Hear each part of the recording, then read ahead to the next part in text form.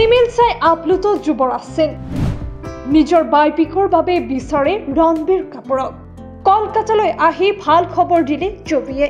শনিবাৰে Yuvraj Singh centre of এক্সেলেন্সৰ উদ্বোধনী অনুষ্ঠানৰ বাবে কলকাতাত ভৰি দিয়ে যুৱৰাজ সিঙে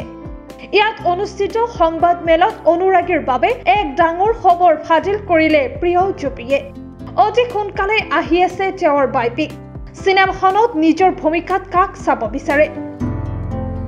ৰণবীৰ কাপুৰক এনিমেল ছবিত কাপুৰ নন্দনৰ অভিনয়ত যুৱী ইমানেই আপ্লুত হৈছে যে তেওঁৰ বাইপিকখনত তেওঁৰ বাহিৰে আন কাৰো কথা ভাবিব নোৱাৰে কলকাতাত সাংবাদিকৰ আগত যুৱৰাজে কয় এনিমেলত দেখিছো ৰণবীৰ কাপুৰৰ দুৰন্ত অভিনয়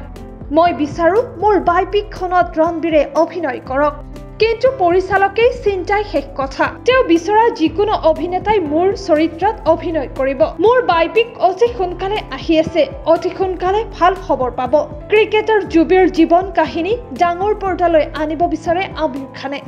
এজন প্ৰযোজক হিচাপেহে যদিও মিষ্টাৰ পাৰফেকশ্যনিষ্টে এই প্ৰকল্পৰ বিষয়ে কোনো আনুষ্ঠানিক ঘোষণা কৰা নাই তথাপিও শুনা গৈছিল যে যুৱৰাজৰ সৈতে প্ৰাৰম্ভিক পৰ্যায়ৰ আলোচনা কৰিছে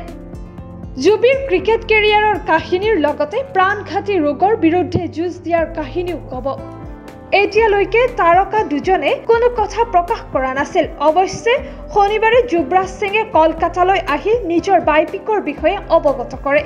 এতিয়া প্ৰশ্ন হয় আমিৰৰ প্ৰডাকশ্যনত যুৱীৰ চৰিত্ৰত ৰণবীৰ কাপুৰক দেখা যাবনে আৰু যদি এই দুয়োগৰাকী তাৰকাই জুটি বান্ধে তেন্তে দৰ্শক অনুৰাগীৰ প্ৰত্যাশাৰ পাৰা যে তুংগত উঠিব সেই কথা বেলেগকৈ কোৱাৰ প্ৰয়োজন নাই